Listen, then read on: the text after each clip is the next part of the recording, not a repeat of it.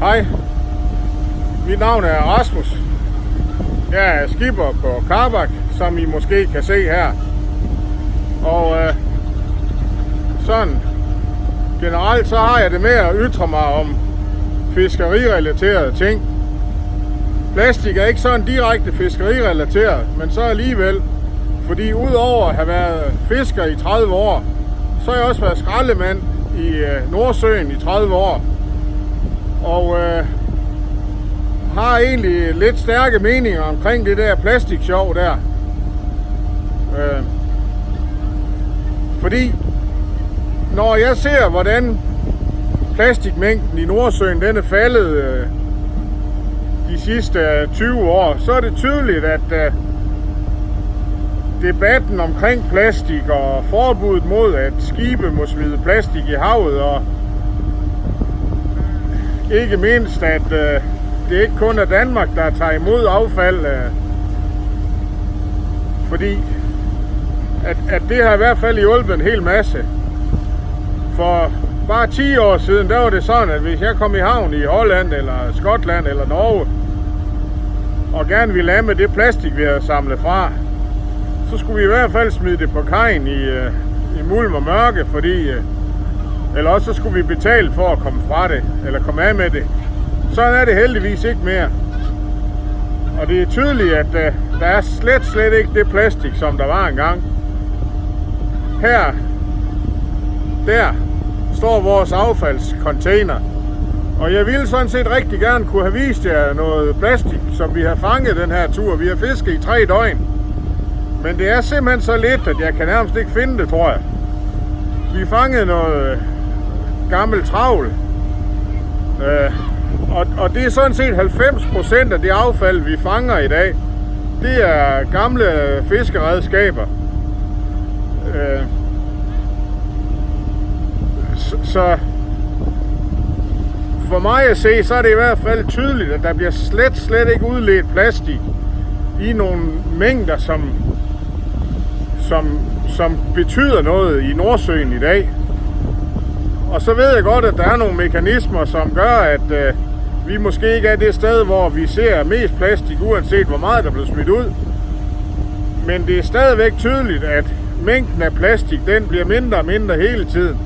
Og det, der jo ligesom er det rædselsfulde ved plastik, og også det gode ved plastik, det er jo, at det holder jo i nærmest 1000 år. Så når I kan gå og gøre rent på strandene i Danmark, så er det jo lige så meget fordi, at det måske er fortidens synder, som at det er, at der stadigvæk bliver udledt en masse plastik. Og jeg siger selvfølgelig ikke, at der ikke bliver udledt noget som helst i dag, men det er i hvert fald tydeligt for mig, som har været fisker i mange år, at der slet ikke er det plastik i vandet i Nordsøen, som der var engang.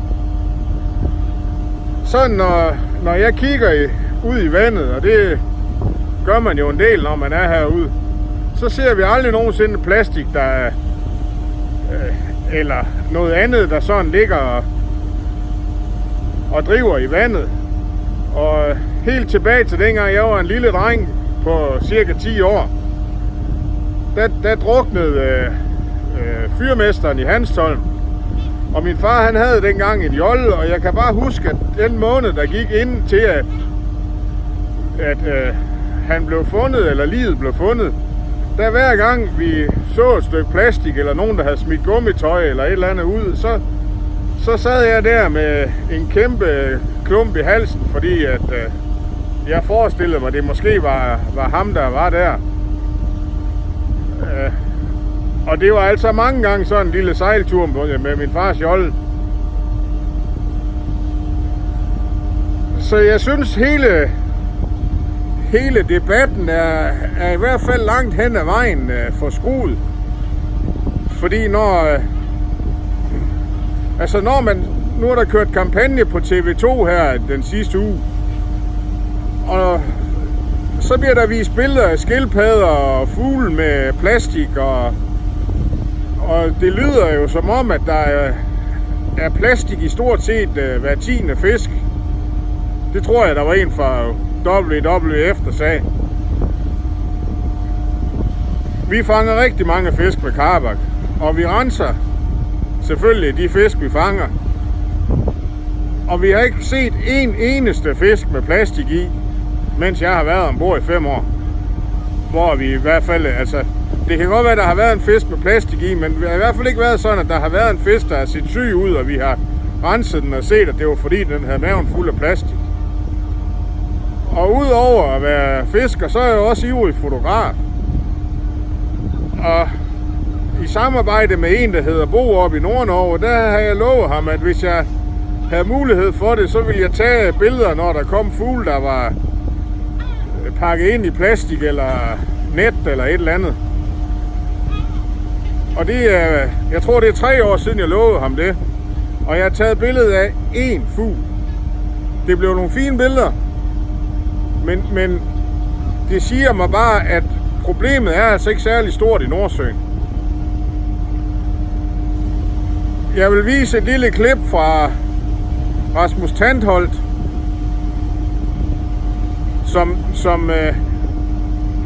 meget godt siger, hvor problemet det så er henne. Mulige forskellige former for mennesker, som bor rundt omkring i verden. For eksempel når man tager til stranden i Thailand eller Vietnam, så vil man kunne finde noget af det her skrald på strandene, som skyller op. Når man ser de her store skraldeøer, der er rundt omkring i havet, ja, så er det altså noget af det her skrald, man kan se, det kommer herfra. 90% af alt det skrald, der kommer ud i verdenshavene, det kommer fra floder i Asien. Lise, hun spørger, om det må lugte frygteligt. Lise, hun spørger, at det må lugte frygteligt, og det er fuldstændig rigtigt. Det lugter helt vanvittigt dårligt. Vi skal prøve at tage pænt. Kloakvandet, der kommer her,